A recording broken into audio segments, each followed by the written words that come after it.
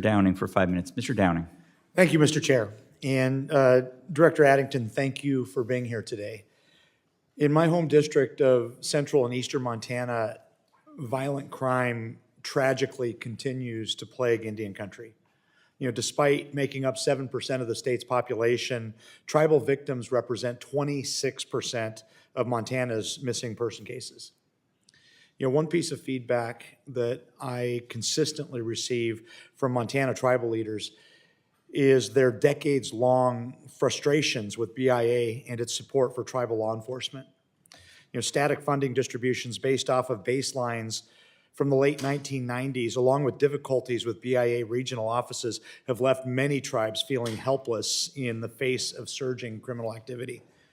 So, Director Addington, I really appreciate your testimony highlighting this administration's efforts to support tribal criminal investigations.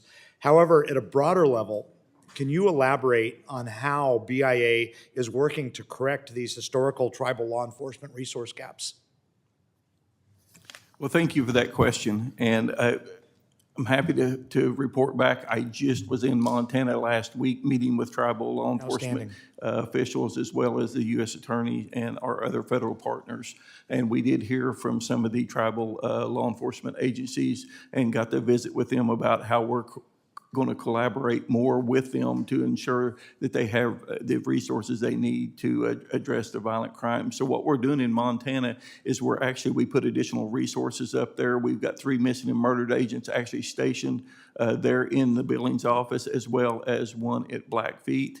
And then we're looking at also additional drug agents up there in the area that's working very closely with the tribal law enforcement agencies. They're actually doing mobile enforcement team operations and working hand in hand with the tribal law enforcement folks to make sure that we're meeting their needs and addressing the violent crime that's occurring on their reservations. One of the other things that we're doing to help them with resources in our missing and murdered unit is under the secretarial order, we're refocusing the missing murdered resources, and we're actually going to begin funding tribal officers to be part of these task forces. So the collaboration and getting those resources to the boots on the ground out there is paramount for us. So we are actually working with those tribes to provide those resources. Well, thank you. So to elaborate on that, how does the BIA's Missing and Murdered Unit cooperate with other law enforcement agencies, including the FBI, tribal law enforcement, and what barriers remain to timely coordination? So we work very well with our other federal partners, the FBI, HSI, all the other federal partners, and then we're working very closely with our tribal partners, making sure that our BIA offices is including them in the conversations. Because most of these cases are getting solved at the ground level. You know, in the past, part of the issue is someone don't want someone from an office, 300-400 miles away, telling them what they need to do. They need somebody there on the ground, and we are actually sending people out there, boots on the ground, to help the tribes address these issues. Thank you. You mentioned in your testimony Secretary Burgum establishing the Indian Country Violent Crime Task Force in May of this year. Can you elaborate on the role this task force will play in promoting public safety in Indian Country?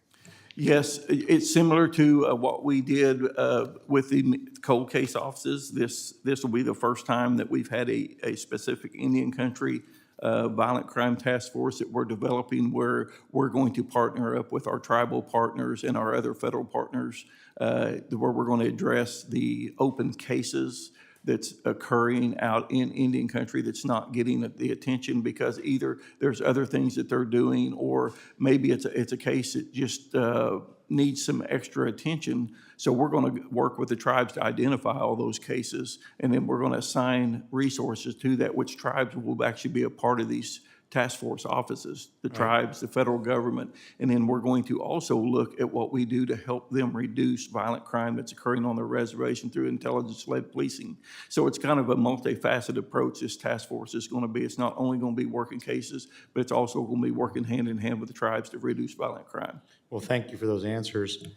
You know, tragically, criminal actors have for way too long exploited jurisdictional uncertainty and a lack of law enforcement resources to terrorize Indian Country.